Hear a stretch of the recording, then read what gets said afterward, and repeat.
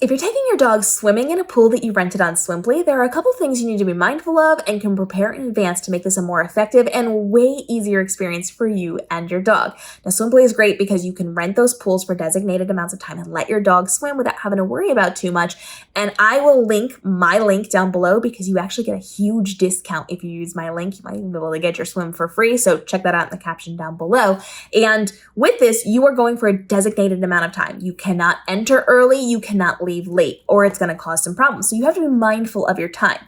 So I highly recommend showing up about 5 minutes early, especially if it's a longer trip for you. The one that I go to is an hour away from me, so I have to kind of plan for traffic and for other things. So I arrive just a little bit early and then I stay in the car until my time. I do not enter the property or the pool space until it is my time, so I don't cause any problems. Most of these places will have cameras and be aware of when you're in and out, so make sure you're being mindful and respectful of those time limits. Now, there are some things you're going to want to be mindful of, especially when picking the location you're going to, so I'm doing a follow-up video. Subscribe, hit the notification bell to talk about the things you need to be aware of to make good decisions on which places you're renting.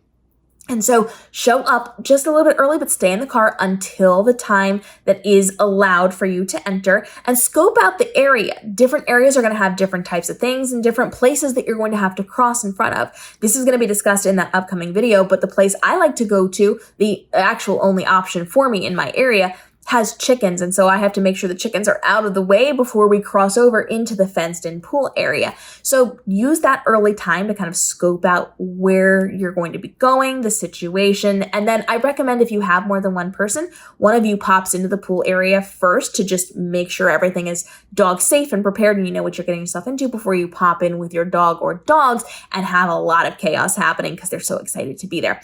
So be mindful of those things. And then one of the biggest, most important tips that I can give you is know when your end time is and get your dogs out of the pool with enough time to let them drip dry off. You do not want to be putting wet, soggy, drippy dogs in your car. And in some of these locations, they'll have places for you to change, but some of them will not. And some of them will have places for you to change, but like inside of their house. So your comfort level will dictate whether or not you're going to be driving home in wet clothing or not. And so you just want to be mindful of that time limit. I like to take my dogs out of the pool about 15, maybe 10 minutes before it is time to leave. And I will towel dry everybody off, and then we'll all sit in the sun to try to dry as much as possible before we get in the car. We're not going to have a situation where you're going to have a ton of time to dry off unless you book a lot of time. I only book an hour for my dogs. I don't go over an hour because we don't need it because that's just a lot of pool time for them. And so if you're booking for a longer period of time, if you've got friends and family coming, if you're doing other things and your dog has the ability to sit out and dry, great. But if you're going specifically for a dog swim and it's just you and your dogs, just be mindful that you have some time to dry off so that you're not putting a wet dog and a wet you inside of your vehicle. Bring extra towels and put them out on your seats or in the back of your car or however your dog travels, because they're going to be wet when they get back in. So put out extra things. And make sure you have whatever you're going to need. I highly recommend having those biothane collars on them. If you're going to be bringing life jackets or other things, have their leashes, have their waterproof leashes, and then again, the biothane waterproof collars so that it's ready to go. My dogs have normal nylon collars that they wear, but I switch them out for the biothane waterproof collars when we're going swimming so they don't get icky and stinky and gross because they were in the water. And so I do that before I even leave the house. I put their new collars on them so that they're ready to go. If you're going to be using life jackets, if you can put them on in the car, great. Otherwise, you're going to put it on when you get there. It's always good practice to let your dog explore the area, which is why you've explored it when you were first arrived before you allowed your dog into the pool area, so that you know what any pitfalls might be. And then you are going to, of course, make sure you have any products that you're going to need. If you want your dog leashed, have that leash there. If you're going to want to put your dog in a harness, have that there. My dogs travel in the car with their harnesses on, so I take the harnesses off of them when we arrive while we're waiting for that 5 minutes until it's time for us to actually go into the pool area. So I'm getting them ready in the car before we get out because it's a contained space. They can't run away on me. They can't get overly excited and jump in the pool before I want them to. In the car is a much more controlled environment for me to swap things in and out if needed.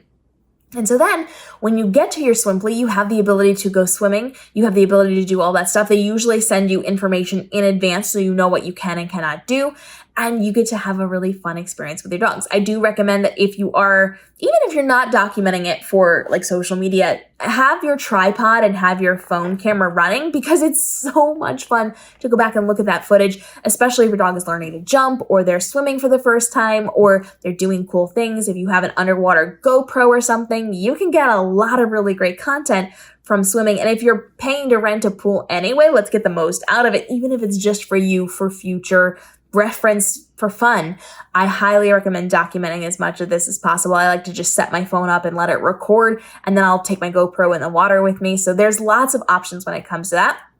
Of course, you also want to make sure you're bringing water for your dog, because any pool is not going to be the best source of water. A normal pool will have chlorine in it. A saltwater pool will be salt water. Neither of those things are particularly great for your dog. So have clean water and a bowl for them to drink out of. Make sure you have some snacks if that's going to be something that they are going to want or your dog particularly responds to. And then make sure you also, when you arrive, have an exit strategy. What do you need to do to get your dogs in the car? Because you're probably going to be bringing your dogs in, but also their towels, their extra harnesses and leashes and whatever it is that you're going to need. You're going to have kind of a lot with you. Traveling with a dog, especially to go swimming, is like traveling with a baby, and you're going to have stuff. So what's your exit strategy? Are you going to leave them in while you take your stuff to the car? Or are you going to take them out first and then come back for your stuff? Have a plan and just make sure you know what's going on. And then, of course, make sure when you arrive, you identify what could be an emergency situation. If something happens and you must get your dogs back to the car, how do you deal with those things? That's the teacher in me. We just always have a plan when we go into a new situation if we need to vacate that situation. So be aware, make sure you've got what you need, make sure everything is planned and ready to go, and then try out your pools. There's going to be different options for different types of pools and different things that you can be doing. Be mindful of this and make the choices about the pools that you are renting. And again, I'm linking my link down below. It gets you a huge discount on this. And I will be doing this follow-up video on things to be aware of to make sure your dog is safe, happy, and healthy while picking out these pools and attending your swim session in these pools. Drop your questions on this down below and follow along for more as I continue to talk about how you can keep your dog cool in the summer, ways that you can go swimming with your dog, including free options, local options, all of those things in our playlist down below. And we will see you in tomorrow's episode as we continue to help you level up for your pup to give them the best life possible with the least amount of stress on you.